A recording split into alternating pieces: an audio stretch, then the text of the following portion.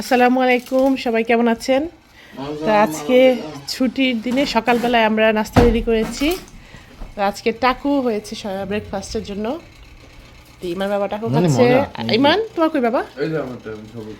আচ্ছা, ইমানটা এখানে। আর টাকু আর সাথে আছে মাশরুম। এই মাশরুমটা বাচ্চারা সবাই পছন্দ করে। তো সবাই নাস্তা খাচ্ছে এখন। আমিন, তুমি খাও বাবা। এই যে আমিনের টাকু। আমিন আবার কোনো সালাদ নেবে না, শুধু টাকু।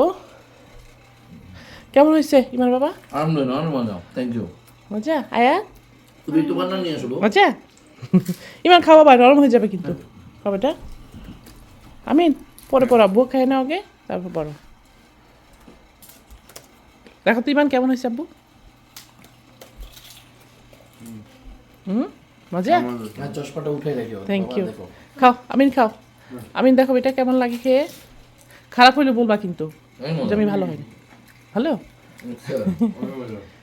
ওকে, থ্যাংক ইউ। তাহলে খাও। আনায় আসলে, আনায় পড়তেছে হুজুরের কাছে। আনায় আসলে তারপর আনায় খাবে। হ্যাঁ, আমি নিয়ে আসতেছি আমার। ব্রেকফাস্ট শেষ করে আমি এখন বসে গেছি রুটি বানানোর জন্য। আজকে অনেকগুলি রুটি বানাবো, কারণ ইমানের বাবা 2 বেলা রুটি খায়। সাথে সাথে দেখা যায় ইমান আমিনও পছন্দ করে, ওরাও খেতে চায়। তো প্রতিদিন রুটি বানানো সম্ভব না, তাই আজকে একদম নাস্তার পরে বসেছি আমি লিভিং রুমে। একদম আরাম করে বসেছি, কারণ এত রুটি যখন বানাবো এতক্ষণ দাঁড়িয়ে রুটি বানানো সম্ভব না। তাই আমি এত সব আয়োজন করে বসে গেছি। এই রুটিগুলি বেশি করে বানিয়ে আমি জিপলকে ফ্রিজে রেখে দিব। তো সামটাইম এরকম বের করে এটা খাওয়া যায়, মানে প্রতিদিনই খাওয়া হয় 2 বেলা করে। তো যার কারণে রুটি যদি একটু বেশি না থাকে, তখন দেখা যায় বেলায় বেলায় রুটি বানানো কষ্ট, এটা আমি পারি না। তাই একটু বেশি করে রুটি বানিয়ে রাখি। তা আজকে এরকম আমি প্রস্তুতি নিয়েছি। এখানে দেখুন কতগুলো রুটি আছে, আরও বানানো হবে। মানে আমি হাফ কিছু রেডি করে এগুলি ভেজে দিচ্ছি, মানে হালকা একটু ভেজে নেব চুলায়। পুরোপুরি ভাজবো না, হালকা একটু যেন একটা গায়ে একটা না লাগে, ওরকম করে রেখে তারপরে জিপলকে রেখে দিচ্ছি। এটা আমার সুবিধার জন্যই, কারণ আমি প্রতিদিন রুটি বানানো পছন্দ করি না, আর আমার কাছে খুব কষ্ট মনে হয়। এইভাবে করলে আমার একটু আরামও হয়, আর যখন তখন রুটি যখন খেতে চাই আমি হাতের কাছে ছট করে দিতে পারি। রুটি বানানো শেষ হওয়ার পরে আমার মনে হলো আমি কিছু আলু পরোটা মানে তৈরি করে রাখি। আমার হঠাৎ করে আলু পরোটা খুব খেতে ইচ্ছে করছিল। তো অনেকগুলি রুটি বানিয়েছি, প্রায় 40-45 পিসেস হবে এরকম রুটি বানিয়েছি। ওগুলোর পরে আবার মনে হচ্ছিলো যে আবার কি পারবো কিনা, আমার এনার্জি হবে কিনা। পরে দেখলাম যে না, আলহামদুলিল্লাহ আমি পারবো। একদিনেই সব কষ্ট করে রাখি, তাহলে প্রতিদিন আর ঝামেলা থাকে না। তাই এখন আমি আবার নতুন করে সব কিছু রেডি করে আলু সিদ্ধ দিয়ে আবার রেডি করে নিয়েছি আলু পরোটা বানানোর জন্য। আলু পরোটা আমি একইভাবে এরকম করে বেশি করে বানিয়ে হালকা একটু চুলায় ভেজে তারপর সেটা আমি রেখে দিব ডিপ ফ্রিজে। আলু পরোটা রেগুলার ফ্রিজে রাখলে সেটা নষ্ট হয়ে যাবে, তাই ডিপ ফ্রিজে আমি রেখে দিব। আর আলু পরোটা তো এভরিডে খাওয়া হয় না, হঠাৎ একটু খাওয়া হয়। আমি বানানোর সময় একটু হালকা তেল দিয়ে নিয়েছি। তো এটা যদি অনেক সময় আলু পরোটা একটু হালকা ঘি দিয়ে চুলায় ভেজে খেতে ভাল লাগে, কিন্তু দেখা যায় যে সবসময় বাচ্চারা একটু ঘিটা পছন্দ করে না। তাই যেহেতু এটার গায়ে তেল আছে, যখন আমি ভাজবো এটা কোনো রকম তেল বা ঘি না দিলেও চলবে। এই পরোটার গায়ে যে তেলটা আছে সেটা দিয়ে হয়ে যাবে। তো এটাও আমি আজকে একটু বেশি পরিমাণে বানিয়ে রাখছি, জিপলকে রেখে দিব। এই ধরনের খাবারগুলো যদি রেডি থাকে না, তাহলে নাস্তা কিন্তু চিন্তা হয় না। যখন তখন হুট করে একটু ভেজে দিয়ে বাচ্চাদের সেটা ডিম ভাজি বা যে কোনো ধরনের তরকারি দিয়ে খেতে কিন্তু ভাল লাগে। এই যেখানে যেমন সবগুলো পরোটা আমি বানিয়ে রেখেছি আলু পরোটা, এগুলোকে আমি হালকা ভাজবো, তারপর জিপলকে রাখবো। সবাইকে আমি আলু পরোটা আজকে রাতে খাবার হচ্ছে আলু পরোটা। এটার সঙ্গে কেউ তরকারি খাবে, কেউ ভাজি খাবে, আমার রান্না করা আছে। তো আমার আবার এগুলোর পরে মনে হলো যে কোনো তরকারি আর কোনো কিছু আমার খেতে ইচ্ছে করছে না। আলু পরোটা খেতে ইচ্ছে করছে। মনে হচ্ছে যে এটার সাথে অন্য কিছু কী খাবো, এটা মানে খুঁজছিলাম যে তরকারি দিয়ে খেতে ইচ্ছে করছে না, ভাজি দিই। সারাদিন যেহেতু আমার এইগুলো করেছি আমি দুপুরের পর থেকে, তা আমার কাছে মনে হচ্ছিলো যে অন্য কিছু খেতে পারতাম বা ঝাল কিছু এটার সাথে, তাহলে হয়তো ভাল লাগতো।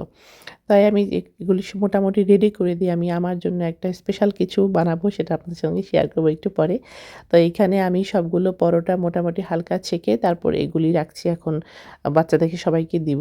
তো এগুলোর সঙ্গে আমি হালকা একটু ঘি মিক্স করেছি, ওরা এটার সাথে খাবে। তাহলে হয়তো একটু ভাল লাগবে। অনেক সময় অনেকে এটার সাথে খুব চুপচুপা ঘি দেন, এটা করে মজা হয় খেতে, কিন্তু আসলে এটা হেলদি না। তাই আমি একটু হালকা ঘি দিয়ে ভেজেছি, খুব সামান্য পরিমাণে ওদেরকে খাওয়ার জন্য। হাতের রুটি বানানো আর এই আলু পরোটা এটা অনেক দিন পরে আমি বানালাম। আপু যখন এসেছিল আপু দুলাভাই তখন আপু আমাদেরকে প্রায় সময় এরকম পরোটা নিজের হাতে বানিয়ে সকালবেলা খাওয়াতো। তো এরকম হাতে বানানো পরোটা আসলে আম আমাদের সচরাচর খাওয়া হয় না, বানানো হয় না। দেখা যায় যে আমি মাঝে, মাঝে রেডিমেড পরোটা গ্রোসারি থেকে নিয়ে আসি মানে বাবা। যেহেতু আনা একটু পরোটা লাইক করে। তো এখন চিন্তা করলাম যে খুব বেশি বাইরের পরোটা খাওয়া হচ্ছে। আবার ঘরের পরোটা বাচ্চারা একটু পছন্দ করে। তাই সেই কথা চিন্তা করে ভাবলাম যে ঠিক আছে আলু পরোটাটা রেডি রাখি। সেটা মাঝে, মাঝে খাওয়া যাবে। আর রুটি যা থাকলে তো কথাই নেই। তো এখানে দেখছেন কতগুলি রুটি আমি বানিয়েছি। এখানে জিপলকে রেডি করা আছে।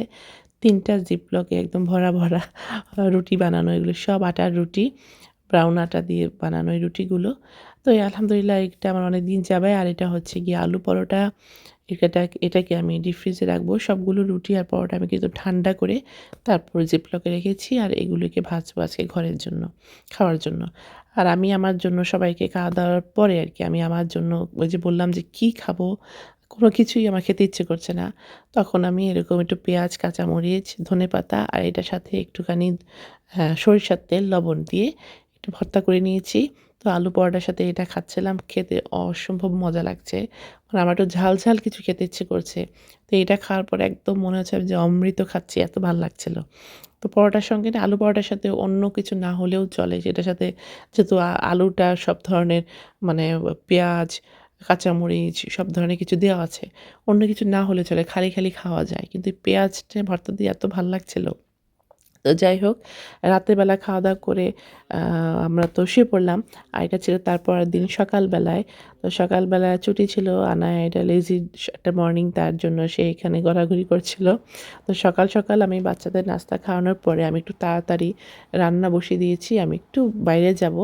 যেহেতু কোনো তেমন একটা জরুরি কাজ না। একটু ভাবলাম যে একটু আমাদের এই এরিয়াতেই ৫-১০ মিনিট আশেপাশে একটু ঘুরে আসবো। তো আমি একটু রান্না করে নিলাম। এখানে শাক আছে। এই শাকটার নাম আমার মনে নেই।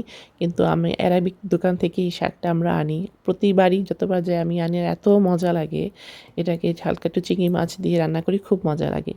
আর এখানে আছে মিষ্টি কুমড়া। মিষ্টি কুমড়াটা একদম চিনির মতো মিষ্টি ছিল। এত ভালো মিষ্টি কুমড়াটা। এই মিষ্টি কুমড়া ইমানের আবার খুব পছন্দ। এরকম করেও শুকনা, শুকনা ভাজিটা পছন্দ করে। তো আজকে এই সবজিটা মেনলি রান্না করছি।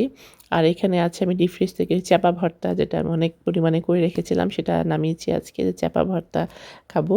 তো ডিপ ফ্রিজ থেকে নামিয়ে এটা কিছুক্ষণ পরে দেখা যায় এটা ছেড়ে দেয়। আর এখানে আছে কাচকি মাছ। এই কাচকি মাছটাকে আমি ধুয়ে পরিষ্কার করে একদম হালকা একটু হলুদ দিয়ে মেখে রেখে দিয়েছিলাম। এখন আমি এটা একদম রেডি করা আছে। এখন জাস্ট অন্যান্য সব মসলা দিয়ে আমি এটাকে বসাবো। আর এখানে আছে কই মাছ মাখা। আমি ইংলিশ বাংলা মিক্স করে লিখেছি। তো যাই হোক কই মাছটাও আমি একদম ধুয়ে পরিষ্কার করে সব ধরনের মশলা দিয়ে রেডি করে রেখেছি। এখন জাস্ট এটা যখন ছাড়বে তারপর এটাকে ফ্রাই করব আজকে। আর এখানে আছে পেঁপে ভাজি। পেঁপে ভাজিটাও আমাদের ঘরে খুব চলে, সবাই খুব পছন্দ করে। তো আজকে মেইনলি হবে শুধু সবজি আর মাছ। তো মাছগুলি যেহেতু একটু ঠান্ডা আছে মানে ফ্রোজেন আছে সেটা আমি পরে রান্না করব। আর সবজিগুলি রান্না করে নিলাম। তো রান্নাবান্না সব শেষ করার পরে আমরা একটু বের হয়েছি। আমি ইমানের বাবা আর আনায়া একটু আশেপাশে একটু ঘুরে আসলাম। আমাদের বাসার থেকে একদম আমাদের বাসার এরিয়াটাই। আশেপাশের যে স্ট্রিটগুলোতে গিয়েছিলাম ৫-১০ মিনিট দূরে।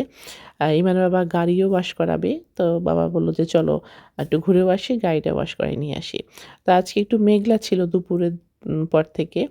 তো দুপুরে পরে এ মাঝে, মাঝে হয় না একটু ঘরে কাজ করতে, করতে মনে হয় যে একটু বাইরে একটু ঘুরে আসি, একটু কফি খেয়ে আসি। তো দূরে কোথাও যাইনি। ঘুরছিলাম আর আশেপাশে আপনাদেরকেও দেখাবো এরিয়ার। এর আগেও বেশ কয়েকবার আমার কয়েকটা ভিডিওতে আপনাদেরকে আমাদের এরিয়াটা দেখিয়েছি। আর এখন তো দেখেন এরিয়াটা এমন যে কোনো গাছপালা কোনো বেশিরভাগ গাছেই কোনো পাতা নেই।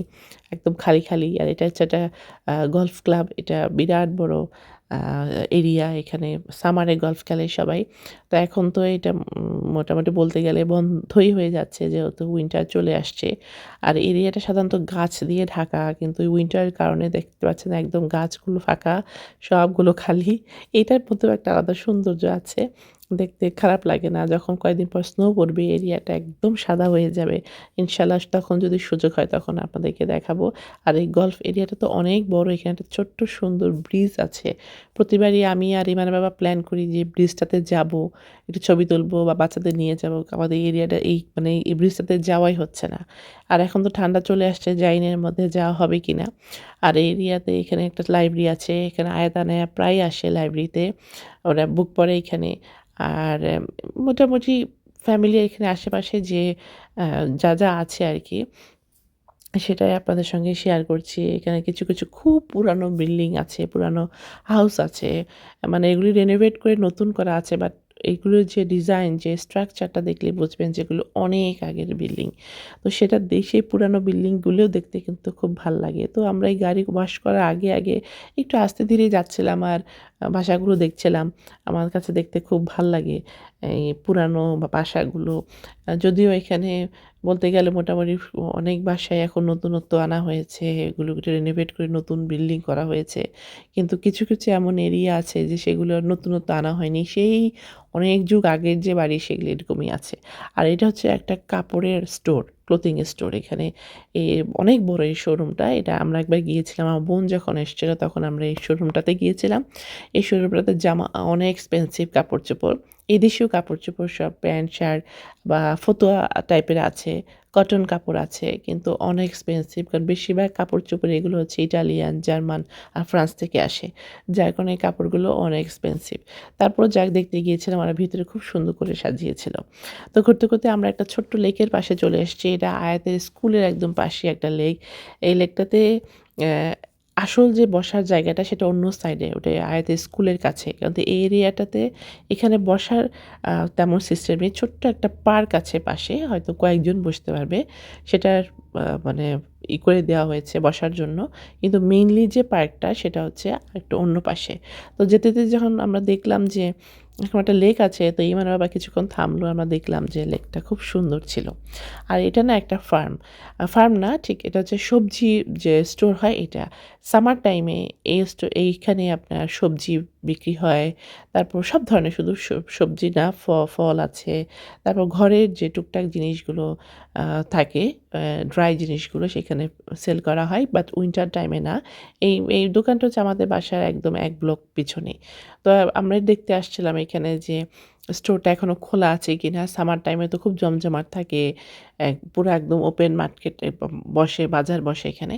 কিন্তু এসে দেখলাম যে না, এখন যেহেতু উইন্টার এটা ক্লোজ হয়ে গেছে। তার মানে এটা শুধু সামারেই ওপেন থাকে, উইন্টার টাইমে ক্লোজ থাকে। তো ওখানে ঘুরে এসে আমরা ইমানের বাবা গাড়ি ওয়াশ করতে চলে আসছে। গাড়ি ওয়াশ করে আমরা বাসায় চলে যাব। এই কিছুক্ষণ যে ঘুরলাম না এখানে, কিছুক্ষণ সময় কাটালাম বাসায় কাজ-টাজ করে আসার পরে মাথাটা একদম ফ্রেশ হয়ে গেছে। এখানে একটু রান্নাবান্না করার পরে এভরিডে আমার এরকম ফিল হয় না।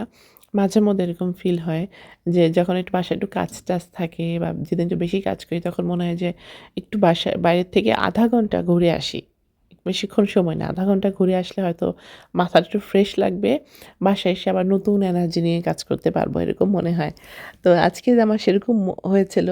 তো বাইরে থেকে এরকমই যে হাফ অ্যান আওয়ার বা 1 আওয়ারের মতো আমরা বাইরে একটু ঘুরেছি আজকে। ঘুরে আসার পরে একদম মাথাটা মানে ফ্রেশ লাগছিল যে এখন আমি আবার নতুন করে কাজ করতে পারবো। আর এই জিনিসটা হয় বেশিরভাগ উইন্টার আসে বা উইন্টার সময়টাতে। সামার টাইমে না ওই ঘরে বসে থাকলেও খারাপ লাগবে না। ব্যাকইয়ার্ডে আপনি সারাদিন বসে থাকেন। এত খারাপ ফিল হয় না। বাট উইন্টার টাইমে হয় কি ওই সবকিছু নীরব হয়ে যায়। বাইরে কোথাও তেমন একটা মানে দূরে কোথাও ঘোরা হয় না। তো ঠান্ডা থাকে। কে বাইরে পার্কে বসবে, তাই না? তো যার কারণে ওই সময়টা একটু এই ধরনের মানে একটু খারাপ লাগে। তখন মনে হয় একটু ঘুরে আসি বাইরে কোথাও। তো যাই হোক এখন গাড়ি ওয়াশ করে আমরা বাসায় ফিরবো। আরেকটা জিনিস কাজ করে, যারা আমরা ঘরে কাজ করি, দেখা যায় যে ঘরের কাজ মানে বাসায় থাকলে না কিছু কাজ চোখে পড়েই। বাইরে কাজ করতাম যদি কিছু জিনিস আমি মানে এভয়েড করতে পারতাম যে ঠিক আছে আজকে আমি বাইরে কাজে যাচ্ছি, আজকে এই কাজটা না করি বা উইকেন্ডে করবো বা এই ধরনের। বাট বাসায় থাকলে না ওই চোখে পড়েই কিছু না কিছু কাজ করতেই হয়। ও না ঠিক আছে এটা ময়লা হয়ে আছে এটা ক্লিন করি, ওটা এলোমেলো হয়ে আছে ওটা ভাঁজ করে রাখি। তো এরকম কাজ মাঝে এরকম আমার মনে হয় যে অনেক কিছু দেখেও আমি না দেখার ভান করি ইচ্ছা করে যে না আমি আজকে এটা করব না, ইচ্ছেই করছে না। এটা ২ দিন পরে করব অথবা কালকেই করব। তো মাঝে, মাঝে এরকম ফাঁকিবাজি আমি করি। আমার মানে আমার মনে হয় যে ফাঁকিবাজি করা উচিত। মানে এত বেশি মানে প্রতিবারই এরকম কাজ করতে আসলে ইচ্ছে হয় না। এখানে তো আসলে কাজের মানুষ নেই যে কারো উপর ডিপেন্ড করে থাকবো। যদি আমি একটা গ্লাস ফেলে রাখি ওইটা আমারই ধুতে হবে, পরে আমারই ক্লিন করতে হবে। তো যার কারণে এরকম হয় কি যে ঠিক আছে ধুয়েই রাখি, ক্লিন করে রাখি যে ১ ঘন্টা পরে করা থেকে এখনই করে রাখি। তো মাঝে, মাঝে মনে হয় যেন একটু রেস্ট নেই। আমি এরকম মাঝে, মাঝে কিছু, কিছু কাজ দেখেও না দেখার ভান করি যে না এটা আজকে করবো না, করবোই না। আজকে আমি রিল্যাক্স থাকবো। আজকে আমি ঘরের টুকটাক মানে বেসিক কাজগুলি যেমন একটু বিছানা ঠিক করা, সোফা, লিভিং রুমটা একটু ঠিক করা এগুলো করে এর বেশি কিছু আর করব না। তো এরকম মাঝে, মাঝে ফাঁকিবাজি করতে ইচ্ছে করে। আ নিজের ভালোর জন্যই। প্রতিবার আসলে এত কাজ করতে ইচ্ছে হয় না। তো যাই হোক আ আজকে আপনাদের সঙ্গে এই ছোট্ট একটা ভ্লগ শেয়ার করেছি। আজকে কি করলাম ২ দিনে একটা ভিডিও একসাথে আমি আজকে শেয়ার করলাম। তো এখানে গাড়ি ক্লিন করার পরে এখন গাড়িটা ইমার বাবা ড্রাই করছে। এখানে আমরা বসে আছি। এখানে ফ্যানের সিস্টেম আছে। সেটাই এই গাড়িটাকে ড্রাই করে দিচ্ছে। তো আমরা এখন বাসায় চলে এসেছি। আ আপনাদের সঙ্গে ইনশাআল্লাহ আবার দেখা হবে নতুন একটি ভিডিও নিয়ে। সে পর্যন্ত সবাই ভালো থাকবেন। আসসালামু আলাইকুম। Please like, share, and subscribe our channel. Thank you.